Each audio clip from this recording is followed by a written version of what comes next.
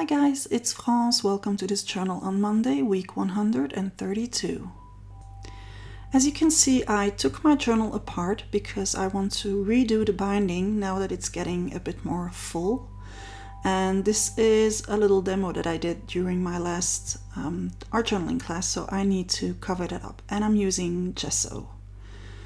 And as I'm at it, I might as well use the gesso to create some texture on the paper for later on. So I will have some resisting areas and some non-resisting areas.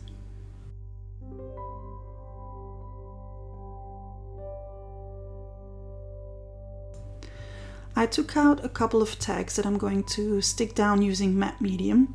I didn't check how I want to stick them down. I'm just going to get them on the paper, making sure that I leave the areas free where I will have to redo the binding. And I chose tags that have some gray printing on them because that will be the main color of my spread in the end.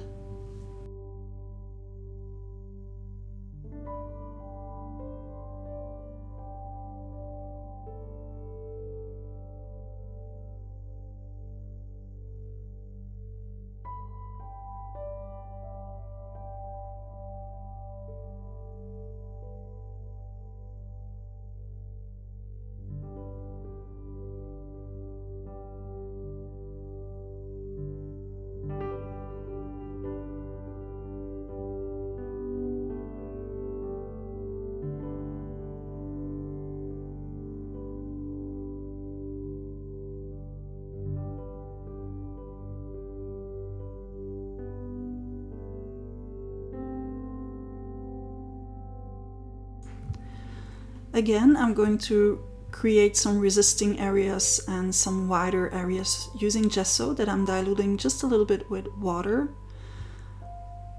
And I'm especially insisting on the edges of each tag.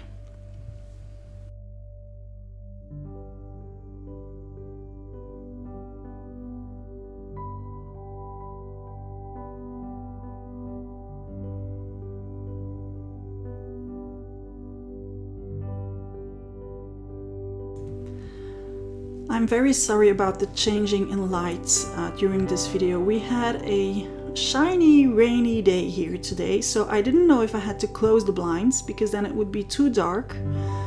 But when the sun was coming out, it was too bright. So this is why the light is going from bright to yellowish to darker to, well, I'm very sorry about that.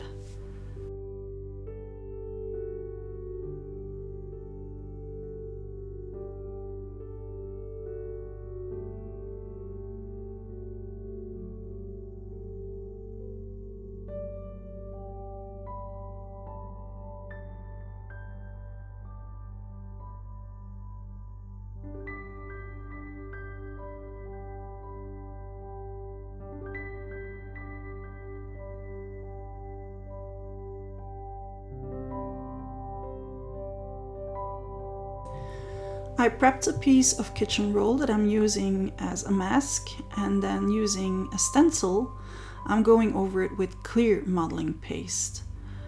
The reason is that I want to have the effect that clear modeling paste is going to give me. I made a mixed media shorty a while back, testing the difference between the white modeling paste and the clear modeling paste. And in this one, I want the effect of the clear modeling paste.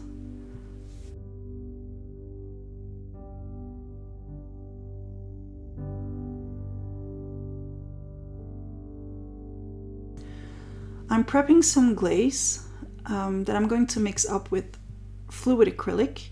I'm using a dark gray and a lighter gray, and in the middle you can see that I'm mixing up some of the darker with the lighter gray so that I have an in-between color that will make my blending on my spread easier.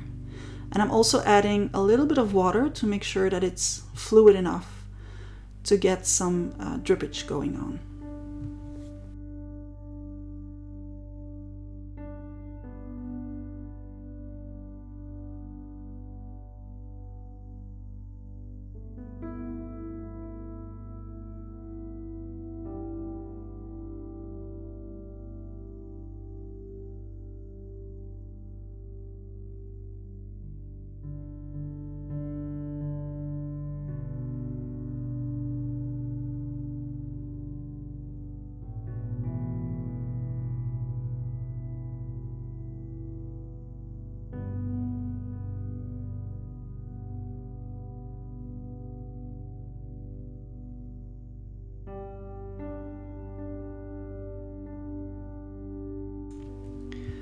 So I thought my page was dry, and I went in with Memento ink to get some stamping going on.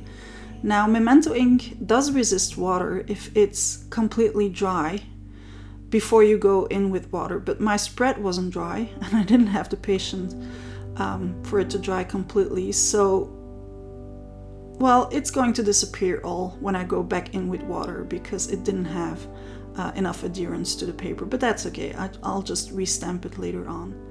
So I'm going back in with my mixture of glaze, fluid acrylic, and water, and this time I'm using it to enhance the difference that I have between the gessoed part of the paper and the not gessoed part of the paper.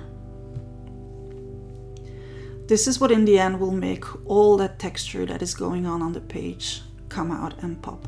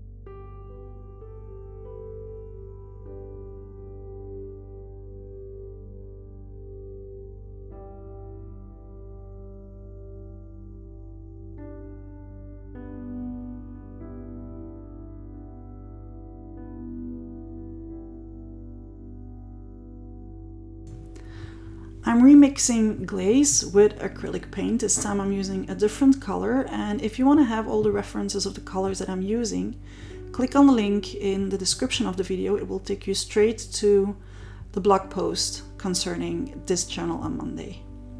And again, I'm creating drippage using water.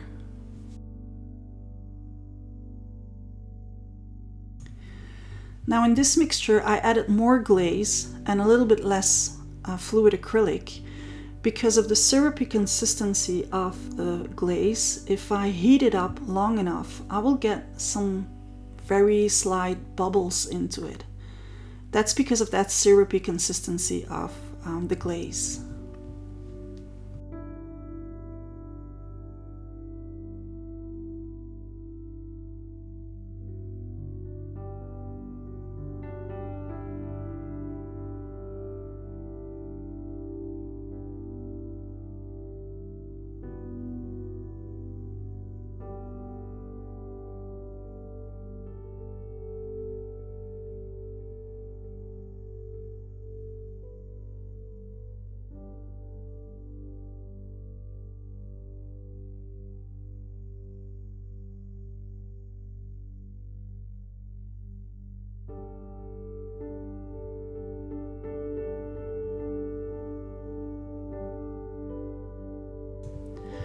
So to dry this, I'm really insisting with my heat gun so that it gets all these little bubbles out of the glaze, and it will also make the clear modeling paste bubble very slightly. So that's a very nice side effect.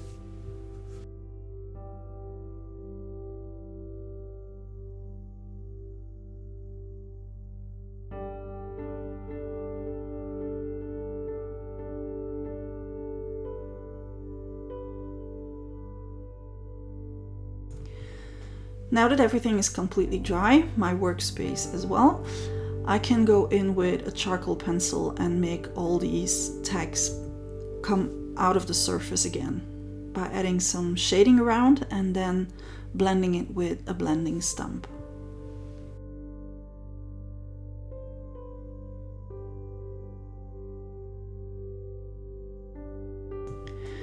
Today's video is about 14 minutes long and it took me a little over 1 hour to get it done.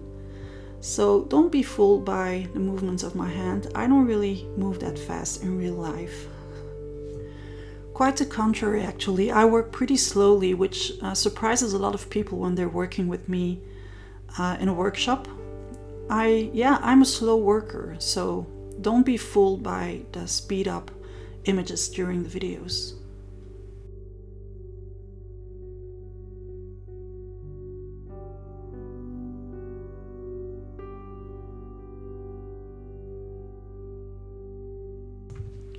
So I'm remixing the same ingredients, fluid acrylic and glaze, and I'm adding this as splatters. Again, I'm heating these up with my heat gun to have the same kind of bubbles that I have in the rest of that rusting effect on my spread. And then I'm stamping again. I should have done this in the end, when I was done with all the painting and all the water.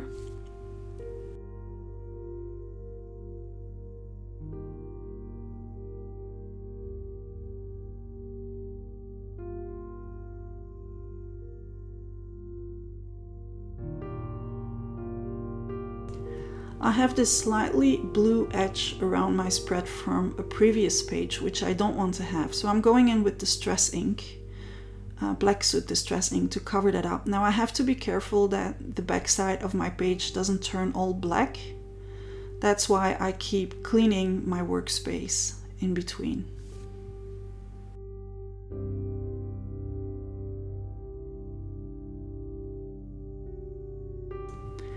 And now I can add the wording that I chose for this one, which is "Life isn't always perfect." I'm doing the same thing as I did for the rest of the page. I'm adding some of that gray ink so that it matches the rest of the spread. Going around with my charcoal pencil and then blending it again.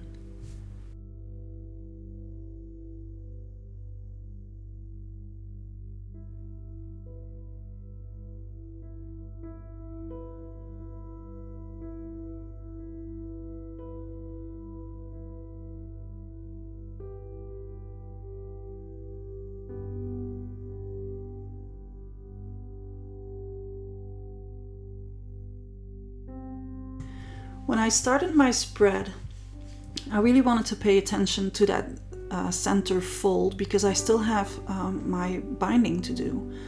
But I don't like that white, so I'm going in with diluted fluid acrylic, so it's just a little bit of color, no texture whatsoever, so it won't be in my way when I'm binding it back together. That's it for today. I hope you liked today's video. If so, don't forget to hit the like button. Don't forget to subscribe to my channel for more, and see you back next time. Ta-da!